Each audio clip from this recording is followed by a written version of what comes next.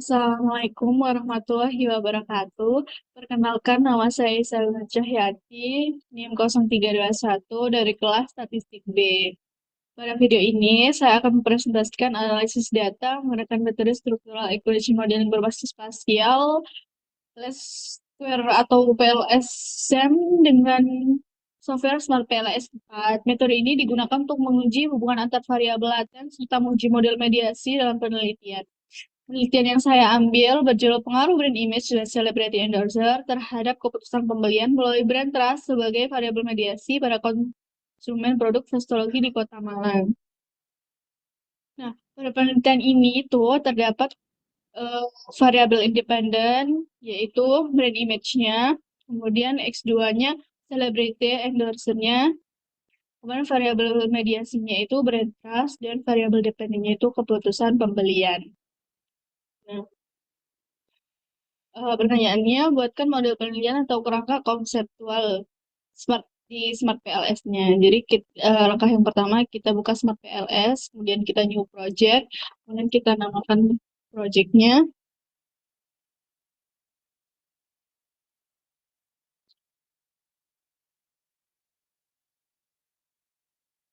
Nah, kemudian kita di file tadi kita import data dan file, kita masukkan 170 data skripsi yang sudah saya bagikan, open. Nah, kemudian kita import. Nah, setelah diimport, kita back, kemudian kita create modelnya, kemudian model tadi kita PLSM, kemudian model namanya kita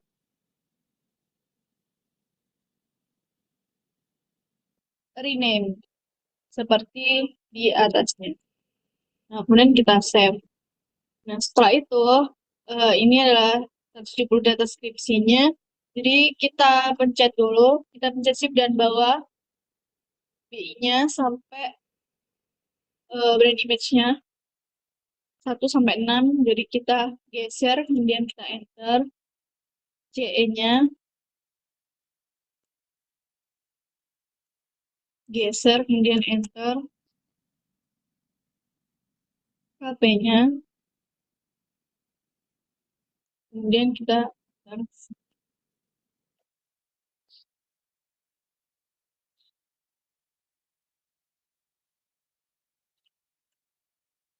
Nah, untuk itu, ini kan masih berantakan, jadi diedit terlebih dahulu.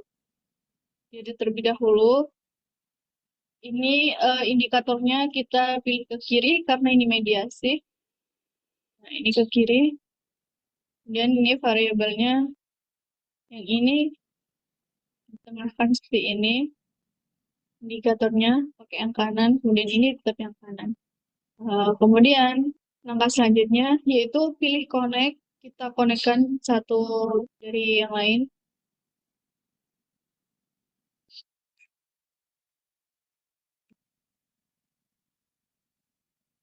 Setelah kita konekkan, kita calculate, kemudian kita pilih PLSM algoritma ini, kemudian start calculation.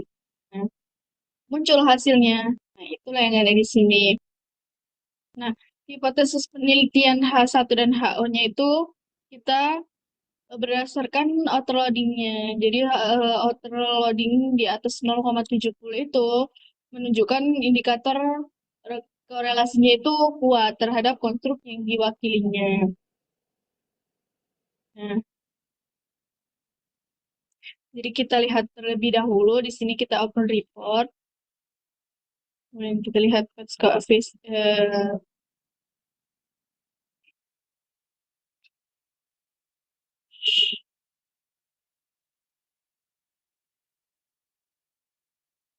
kita lihat outer loading-nya.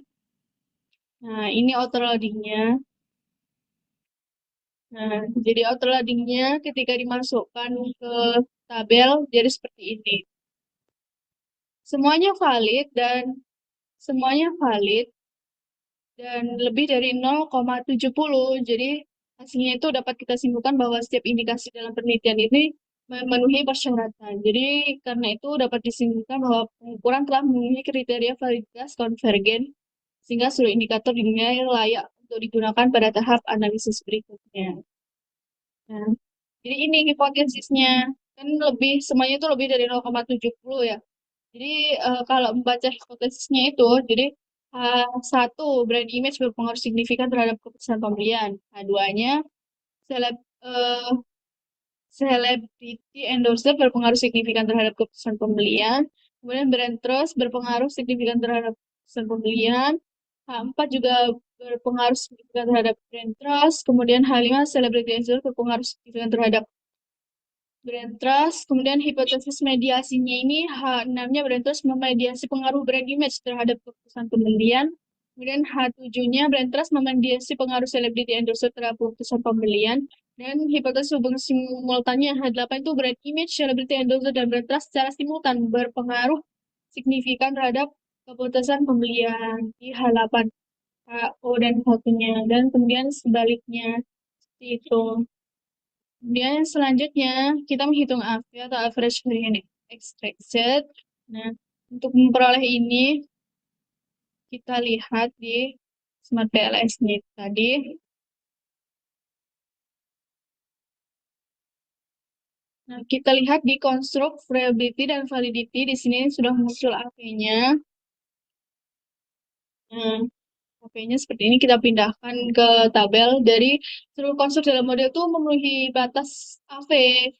Karena AV itu harus di atas 0,5 menunjukkan validitas konvergen yang baik. Jadi brand image memiliki AV sebesar 0,617, kemudian X2-nya 0,11, Y-nya 0,595, dan brand trust-nya 0,638. Jadi semuanya ini di atas 0,5. Jadi masing-masing konstruk tuh mampu menjelaskan lebih dari 50 varian dari indikator-indikator bentuknya. Jadi dengan demikian terdapat hubungan yang kuat antara indikator variabel dan konstruksi yang diwakilinya. Jadi informasi ini tuh bisa atau mewakilkan atau bisa digunakan untuk membuat keputusan yang tepat mengenai faktor-faktornya dari setiap variabel. Kemudian yang kedua ada diskriminan validity. Di sini ada peneliti itu biasanya menggunakan sejumlah validitas tuh termasuk heteroid monotrade atau HTNT, cross-loading, dan kriteria Vernacular. Yang pertama saya hitung ini adalah kriteria Vernacular yang diperhitungkan untuk validitas diskriminan. Jadi akar kuadrat AV harus lebih tinggi daripada nilai hubungan tertinggi dengan konstruk lain yang ditunjukkan dalam tabel agar lulus dalam ujinya. Vernacular ini kita eh,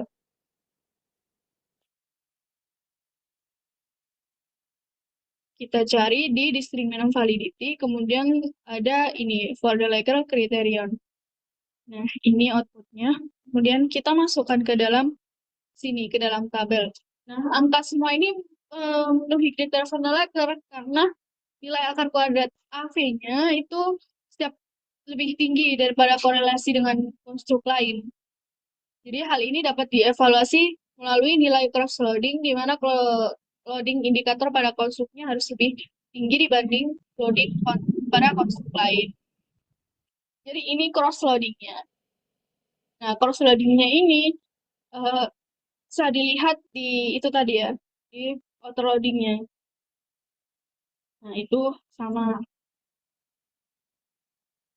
Jika sudah dilihat formula letter dan auto-loadingnya, jadi data yang tersedia itu dapat kesimpulan bahwa cross-loading setiap item variabel itu lebih besar daripada variabel lainnya. Jadi memiliki validitas diskriminan yang sangat baik. Selanjutnya ada HTMT atau heteroid monotrade, merupakan faktor penting lain yang perlu dipertimbangkan saat menganalisis variabilitas diskriminan. Nah, jadi bahwa korelasi HTMT itu memiliki nilai maksimal 0,9. Maksimumnya itu 0,9. Tidak ada validitas diskriminan jika lebih dari 0,9. Jadi kita lihat di sini HTMT-nya di tempat itu yang tadi ya. Oke. HTMT. Nah, kita lihat, kemudian kita pindahkan di sini, kita pindahkan ke tabelnya. Jadi tidak ada nilai korelasi HTMT yang lebih dari 0,9. 0,6, 0,206, 0,5, 86, 0,699, 0,823, 0,643. Jadi setiap konstruk itu memenuhi setiap kondisi uji validitas diskriminannya. Jadi kesimpulannya tuh unik dan mampu menangkap hal-hal yang tidak ditangkap oleh konstruk lain kalau model HTP ini. Jadi setiap indikator tuh dianggap memenuhi kriteria untuk melakukan uji validitas diskriminan. Nah, kemudian yang selanjutnya ada reliabilitas, Cronbach alpha, dan composite reliability. Di sini, agar dianggap reliable, nilai reliabilitas komposit dan Cronbach alpha harus lebih dari 0,7. Dan reliability dianggap lebih baik dalam mengestimasi reliabilitas karena tidak mengasumsikan bahwa semua indikator itu diberi bobot yang sama. Untuk melihat Cronbach alpha-nya di Smart PLS, di quality criteria tadi, di cross validity ini ada ini ya, Cronbach alpha-nya. Jadi kita masukkan ke dalam datanya sini. Nah, kan tadi harus lebih dari 0,7. Dianggap lebih eh, valid. Jadi setiap variabel yang di sini lebih dari 0,7. Jadi hasilnya telah memenuhi semua persyarat pengukuran, semua variabel laten dianggap reliable. Itu. Kemudian yang selanjutnya ada pengujian dan analisis data berdasarkan evaluasi inner model. Yang pertama ada hasil dan analisis nilai square-nya. Nilai square-nya kita dapat dari sini. Nah, ini. Kemudian kita masukkan ke dalam analisis. Nah, nilai R itu memiliki 3 kriteria, yaitu 0,75 yaitu substansial, 0,50 moderat, dan 0,25 itu lemah. Yang menunjukkan sejauh mana variabel eksogen dapat menjelaskan variabel endogennya. Jadi di sini ada R square-nya 0,706, terus presentasinya 70,6%, dan ini tuh substansial. Kemudian kalau yang Z ini 0,576, presentasinya 57,9%, dan hasilnya itu moderat. Jadi nilai adjusted R yang mendekati nilai tersebut tuh menandakan bahwa model ini memiliki tingkat kestabilan yang baik. Jadi nggak ada yang lemah, nggak ada yang di bawah 0,25. Nah, selanjutnya ada hasil analisis nilai F-square-nya. F-square-nya itu harus eh, nilai 0,02, 0,15, dan 0,35 masing-masing menunjukkan pengaruh kecil, sedang, dan besar. Nah, berikut ini hasil nilai F-square-nya. Bagaimana cara mencarinya? Itu di bawahnya itu tadi F-square, di bawah R-square ini. Jadi kita klik F-square-nya, kita masukkan ke analisis. Jadi brand image itu memberikan efek besar ternyata terhadap brand trust 0,72 dan efek sedang terhadap keputusan pembelian 0,243. Celebrity endorsement juga menunjukkan efek besar terhadap brand trust yaitu 0,458 dan efek sedang terhadap keputusan pembelian yaitu 0,262. Sementara itu keputusan pembelian cukup dipengaruhi oleh brand trust 0,189. Ini. Kemudian yang selanjutnya ada hasil dan analisis model fit minimal 2. Berdasarkan hasil uji goodness of fit, nilai SRMR sebesar 0,059 itu berada di bawah batas 0,10. Berarti syaratnya 0 di 0,10. Nah, cara mencari model fitnya di sini.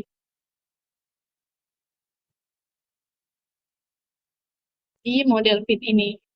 Nah, model fit ini kita pindahkan ke sini. Nah, jadi lihat, ini dua sama kan? Nah, ini 0,059 harus di bawah 0,10. Jadi dinyatakan memiliki kecocokan yang memadai. Kemudian NFI sebesar 0,823. Belum mencapai kategori fit karena di bawah 0,80. Tapi nilai NFI ini katanya memang cukup sensitif terhadap ukuran sampel sehingga masih dapat ditiru. Selanjutnya nilai DULS sebesar 105 dan G sebesar 0,835 ini mengindikasikan bahwa spesifikasi model struktural sudah tepat, sementara itu G square sebesar 734453 hanya digunakan sebagai informasi pendukung karena dalam PLSM itu tidak menjadi indikator utama kecocokan model. Jadi seperti itu. Yang kemudian hasil analisis predictive relevance I2. Nah, di sini caranya kita kembali dulu edit, kemudian calculate, kemudian kita pilih JVPAT. Di JVPAT kita start calculation, nah, kemudian kita open report,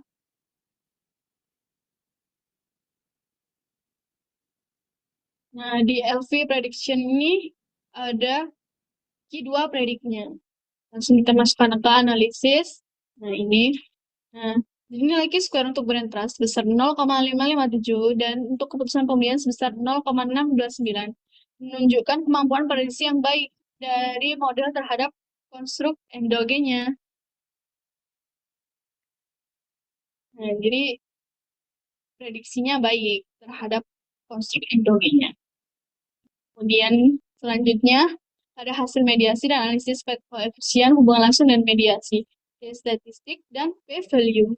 Untuk nyari tes statistik ini itu tuh hanya dapat diterima jika tes statistik lebih besar dari 1,96 pada tingkat signifikasi 5%.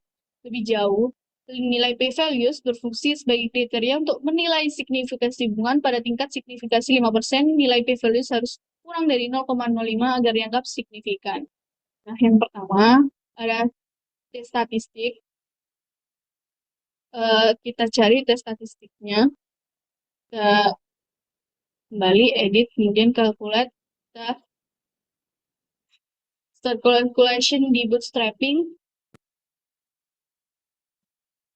Nah, kita open report. Setelah open report, kita lihat part koefisiennya. Nah, inilah yang dimaksud tes statistiknya. Nah, kita masukkan ke dalam sini.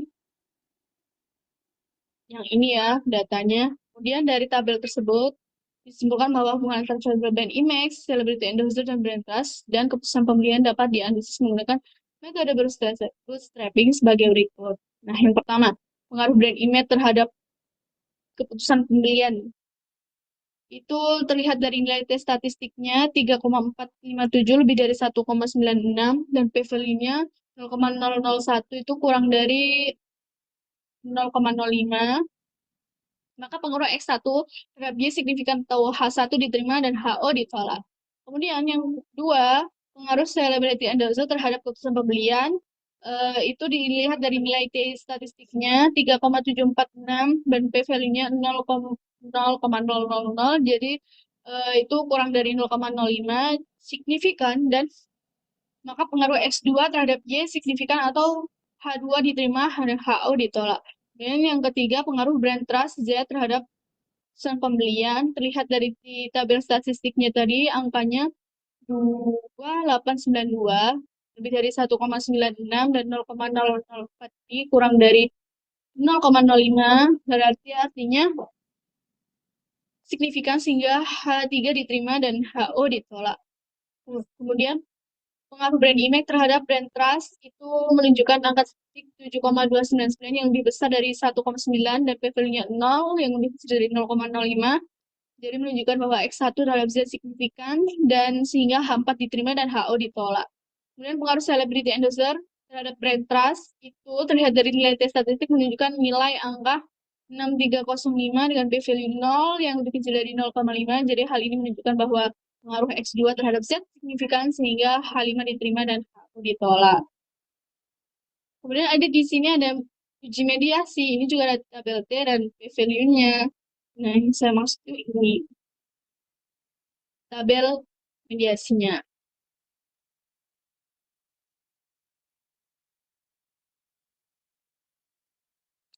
Tabel mediasinya itu di sini.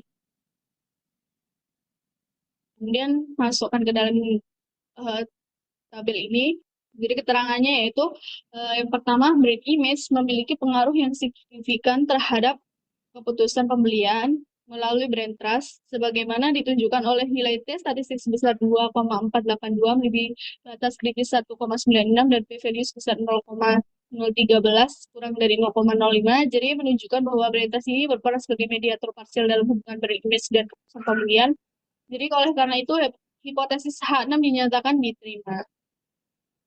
Kemudian yang kedua, celebrity endorser terbukti memberikan pengaruh signifikan terhadap keputusan pembelian melalui brand trust, sebagaimana ditunjukkan oleh nilai T statistik sebesar 2,544 melebihi 1,96 dan p-value sebesar 0,011, yaitu lebih rendah dari 0,05. Jadi memperkuat peran brand trustnya itu sendiri sebagai mediator parsial dalam hubungan antara celebrity endorser dan keputusan pembelian.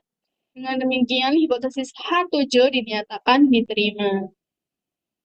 Jadi mungkin kesimpulan yang dapat saya berikan berdasarkan analis menggunakan SPOT PLS itu disimpulkan bahwa brand image, celebrity endorser, dan brand trust itu memiliki pengaruh signifikan terhadap keputusan pembelian produk teknologi. Selain itu, brand image dan celebrity endorser juga berpengaruh signifikan terhadap brand trust, namun brand trust tidak terbukti memediasi hubungan antara brand image maupun celebrity endorser terhadap keputusan pembelian pada konsumen produk teknologi di Kota Malang. Sekian presentasi yang dapat saya sampaikan. Mohon maaf apabila ada kata kurang berkenan. Terima kasih atas perhatiannya. Wassalamualaikum warahmatullahi wabarakatuh.